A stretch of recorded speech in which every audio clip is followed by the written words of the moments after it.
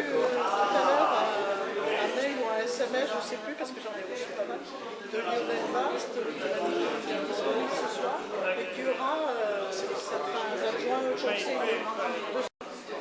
Donc depuis 30 ans, Copra 184, Dino, cette infrastructure à la 104. Et vous voyez donc des archives de la presse locale. Vous êtes adhérente, madame, Oui. à Copra? Depuis combien de temps? Je ne sais pas, mais il y a des années, Oui. De quelle ville? en Brésil, Oui. Et pourquoi vous avez adhéré à Copra? à cause de toutes les nuisances que pouvait procurer ce morceau d'autoroute. D'accord. Nuisances pour la santé, pour l'environnement. Et puis maintenant, je vois que l'usine de Poissy risque de fermer, donc le pont d'achat ne se justifie plus, puisque c'était surtout pour l'usine d'automobile. Et votre c'est détermination une est aberration. intacte par rapport à... Oui, toujours, parce que les problèmes restent les mêmes. Hein. D'accord. Merci, madame. Messieurs les élus, le quorum étant atteint, l'Assemblée générale ordinaire pourra délibérer valablement. Nous sommes à un taux de participation de 64,7%. Donc, malgré le mauvais temps d'hier, malgré encore le froid d'aujourd'hui...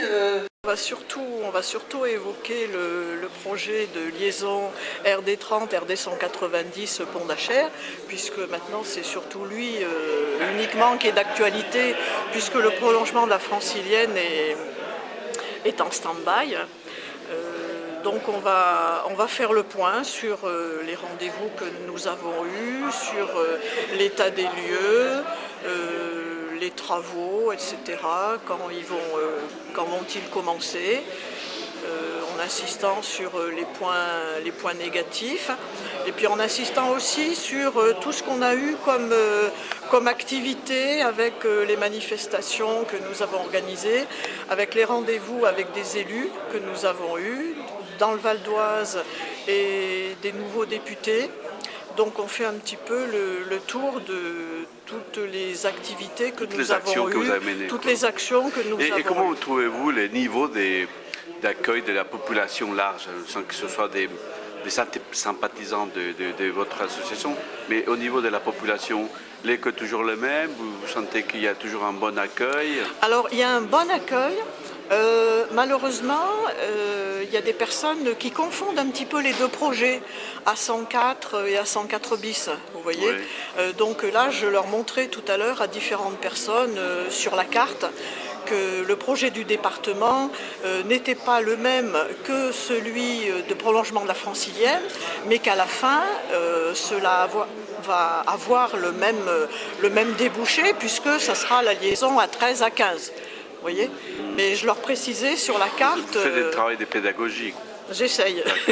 Et j'ai une dernière question. Donc, votre niveau de détermination est intact ou avec le temps ça se use?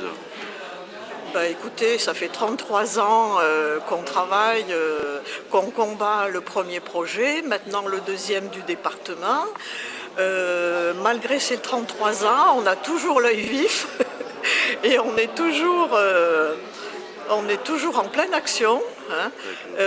Si vous regardez toutes les demandes d'entrevues auprès des élus, qu'ils soient sénateurs, députés, maires, que nous avons demandé cette année, et toutes les actions que nous avons faites, bon, on est toujours déterminés. D'accord. Et la ville des Morcourt vous accueille. Voilà. Comment ça se passe avec la ville des Morcourt? Ça se passe très bien. On a toujours été soutenus par les différents maires. Gérald Ruteau, qu'on a connu dès le début de notre combat en 91. Ensuite, ces dernières années, c'était Joël Tissier.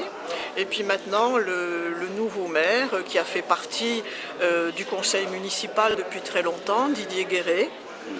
Et qui sera là ce soir et qui fera un discours de bienvenue. Très bien. Donc on est très bien accueillis.